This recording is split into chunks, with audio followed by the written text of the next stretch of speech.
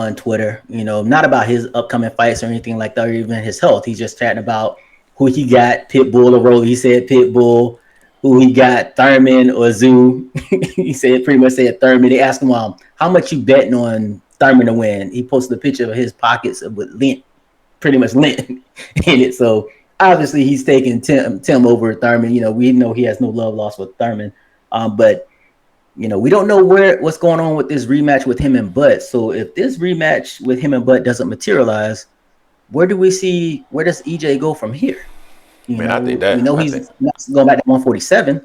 He'll be going to 154, and then Tim Zoo's already hammed up. What's next for him? Man, I think that the Crawford fight is dead in the water. I don't think that's going to happen, right? I mean, there's no reason for that fight to even happen. Just based off of like the results of the fight and the fact that EJ is hurt. I just don't see that fight happen. I think that's maybe the better way to say it. And it just sounds like they are not putting any effort into making that fight happen anymore. And I'm talking about PBC. So Errol sounded like he wanted to fight. I know Bud is going to want to get back into the ring soon. So I can't see that fight happening, man. I think after he fights one more time, he's probably not going to be locked into fighting Errol anymore. And who knows what's going on in the background with all of the business dealings and all that good stuff. So it is what it is. Yeah. I think he's going to move up to 54. Knowing Errol, he's going to try to jump in there with somebody immediately who he feels is not only a challenge, but maybe an opportunity to win a title. Because, of course, after a performance like that, you're going to want to quickly redeem. You're going to want to quickly redeem yourself. And so who would be at that division that would be willing to get into the ring with him? Well, Keith Thurman could possibly be an option, but he said he's never going to get into the ring with Keith Thurman. We don't know what Keith Thurman is going to do here in the upcoming fight against Zoo. Maybe if Keith is able to win, maybe he'll be willing to get into the ring with Keith. Who knows? Zoo would be an option if Zoo won. Who else is there that would make a whole lot of sense? We don't know what Mel is doing. Mel could be doing any and everything. Right now, I know Mel is not doing anything. Jesus Ramos. Lubin would make sense. But Lubin would probably be a pretty tough fight for him too, with the fact that he didn't perform that well against the Southpaw at 47. So I don't know if I would put him in the ring with Lubin. Jesus Ramos would make a lot of sense just based off of the style.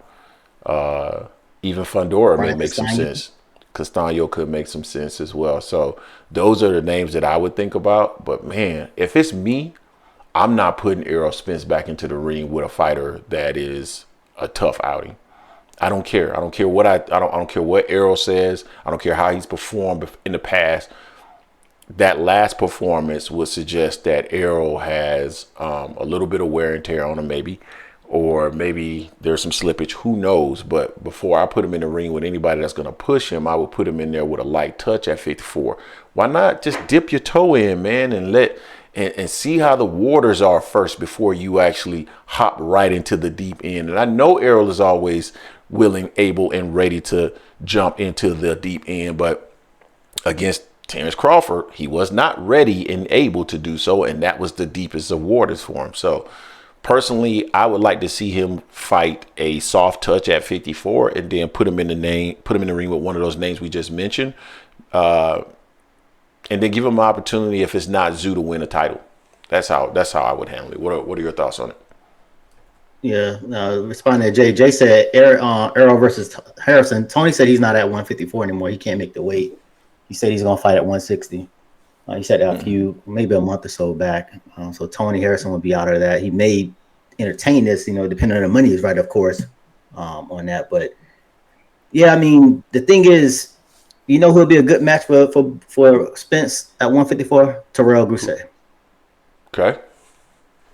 Explain. I think I know why. Yeah, he's not a super hard fighter, but he's a good person at 154 because he's not a hard puncher. It's something that Spence could need right now, as well as see how Spence looks against someone that Tim Zhu has already fought. I think that's a great idea. I think you make a lot of sense right there. honestly. And I think the most important thing there is not having a whole lot of pop, right? I think right now, Mm-hmm. man, and I'm not saying that Errol's confidence is shattered whatsoever, but man, it takes Nah. a special type of fighter, and I think Errol is a special type of fighter, and he has a special type of mentality. But man, everything that Errol has gone through, the car accident, coming back with tough fights, being so willing to get in the ring with Terrence Crawford, and that was a tough fight. There's nothing wrong with, man, pumping the brake, man. Pump the brake a little bit, man. Give my brother a chance to, get himself back together and ready to get back into the ring. There's no reason why you need to always be in the deep waters with sharks. That's just my personal opinion, dog. But you know, So also, what's not that? only that, it'll be fair because I'm looking at the rankings and in the WBO, Terrell is at 7. I don't think it'll be fair for Spence to just jump the line. His first fight at 154, coming off the last fight, jump someone like a Lubin instead of Lubin fighting Ortiz or something of that nature. There, I think it'll be fair that way. And Terrell, he's a decent fighter. He'll be a decent scrap for Spence. I know Spence from what Spence has always said. He doesn't do warm ups. He just jumps right in there. That's what he's gonna do. That's what he's gonna do. I always been a fan of Smith just because he's always been pretty much straight with everything he's been saying he was going to try to do. He Yeah. did everything he was supposed to do on his side of the street. Only thing he didn't do was he didn't get the victory against Bud. That's the only thing he did not do. So I give him credit on that. But however he moves, that's gonna be how he moves. But I think that'll be a good move for him at 154. I think he gets that in, and he hasn't knocked the dust off. He's been, after that fight against Bud, that was a lot injury when they had the surgery on the eye and everything, just getting himself back into going again. So I mean, and all the stuff he's been through over the last 3-4 years, that's a lot.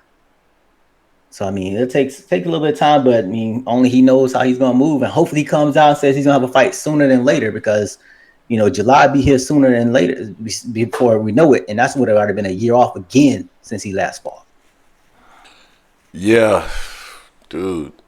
The layoffs. I think the layoffs really killed him in that fight with Terrence Crawford. That was probably in and of itself the biggest issue he had. And with Tommy being off and stuff like that, man, he just really. I don't know what he's doing. Maybe he's already in camp. We did see some video of him, like maybe a I few hate weeks Jason ago, of Williams him training. sometimes. But at the end of the day, I just want to see. I want to see him get back in there and make sure that they set him up for success. So it is what it Oh, is. We'll definitely. we'll see what ends up happening for sure.